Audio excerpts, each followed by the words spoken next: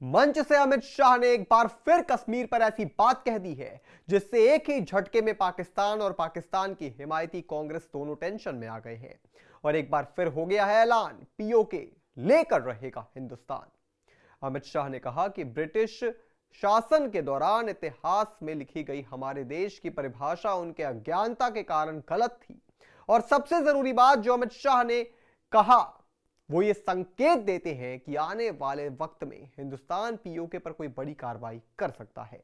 सुनाएंगे आपको पीओके पर अमित शाह का बयान, पर उससे पहले आयोन भारत को सब्सक्राइब कर लीजिए।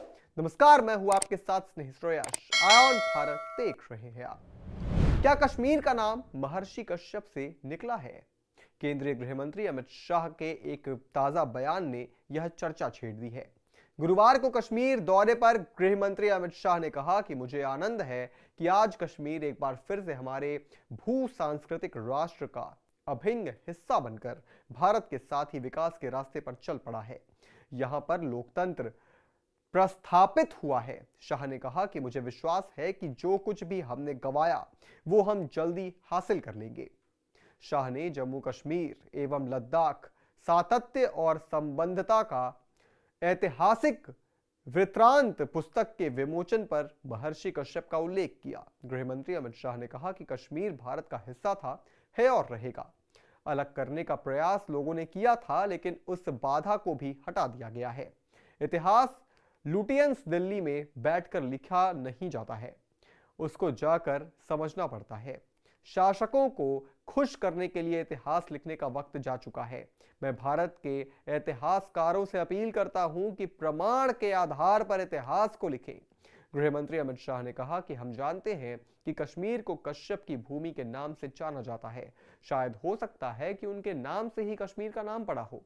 अमित शाह ने कहा यहां भारतीय संस्कृति की बात कहा हम संस्कृति से जुड़े हुए देश हैं। जरा आप भी सुनिए। एक प्रकार से देखें तो दुनिया भर के देशों का अस्तित्व जियो पॉलिटिकल अस्तित्व है। बाउंड्रीज से बने हुए देश हैं। या तो किसी युद्ध से जन्मे हैं या तो किसी समझौते से जन्मे हैं।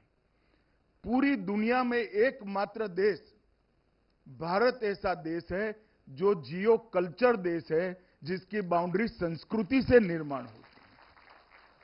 कश्मीर से लेकर कन्याकुमारी, गांधार से लेकर उड़ीसा तक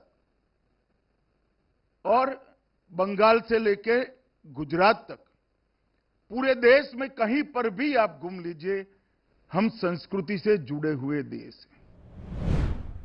इसके बाद अमित शाह ने साफ तौर पर कहा कि कश्मीर भारत का अभिन्न हिस्सा था, है और हमेशा रहेगा। यह भी सुनिए।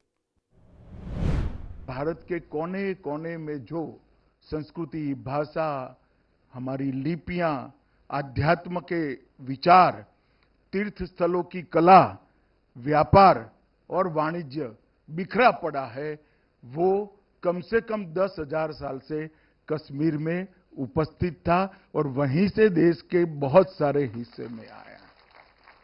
जब ये बात सिद्ध होती है तो अपने आप कश्मीर का भारत के साथ जुड़ाव का प्रश्न ही बेमानी हो जाता है।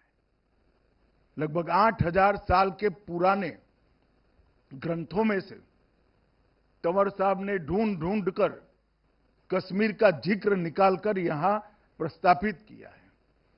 और जब एक ग्रंथ कश्मीर और झेलम की बात करते हैं तब कोई नहीं कह सकता कि कश्मीर किसका है।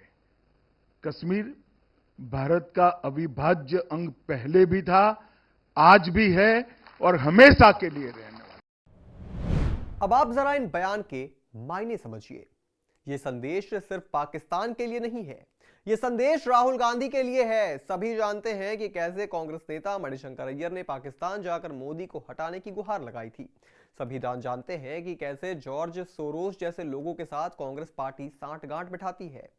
पर यह पहली बार नहीं है कि अमित शाह ने सीधे तौर पर कश्मीर पर अपनी बात कही है। संसद से वो ऐतिहासिक भाषण कौन भूल सकता है जिसमें अमित शाह ने कहा था कि जान दे देंगे कश्मीर के लिए। वो भाषण कौन भूल सकता है जिससे अमित शाह ने कहा था कि 7 पीढ़ियां भी कोशिश कर ले तो कश्मीर नहीं ले सकती। मगर कांग्रेस पार्टी का कश्मीर पर क्या रुख है ये सभी जानते हैं। कांग्रेस ने खुले तौर पर उन्होंने कभी नहीं कहा है, ना वो बोल सकती है कि पीओके पाकिस्तान का हिस्सा है, मगर कश्मीर पर कांग्रेस के प्रति रुख वो भारत के तरफ वो दिखता नहीं है। आपको कर्नाटक में हुई सीडब्ल्यूसी की मीटिंग याद होगी जिसमें पीओके को पाकिस्तान का हिस्सा बताया गया था। इससे पहले जब धारा 370 को बहाल करने पर कांग्रेस ने बात कही थी तो पाकिस्तान ने इसका समर्थन किया था। तो कांग्रेस की लाइन तो साफ है कि वो पीओके को चुनावी मुद्दा बनाकर रखना चाहते हैं। दूसरी तरफ सोनिया गांधी सोरोस की संस्था का हिस्सा है। ये वो संस्था है जो आजाद कश्मीर के लिए लड़ाई लड़ती है। उनका मानना है कि कश्मीर एक अलग देश बनना चाहिए।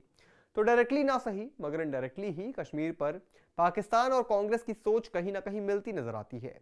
मगर अमित शाह ने एक बार फिर यह साफ कर दिया कि कश्मीर भारत का हिस्सा था, है और रहेगा। इस पूरी खबर पर आप क्या सोचते हैं दोस्तों, हमें कमेंट करके जरूर बताएं और अभी तमाम बड़ी खबरों से जुड़े रहने के लिए आप देखते रहें आय ऑन भारत।